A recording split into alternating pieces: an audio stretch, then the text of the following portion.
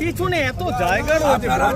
সুযোগ ছিল প্রিয়কে দখল করা, তাহলে মুখ্যমন্ত্রী বলছেন এটাই সুযোগ ছিল প্রিয়কে দখল করার।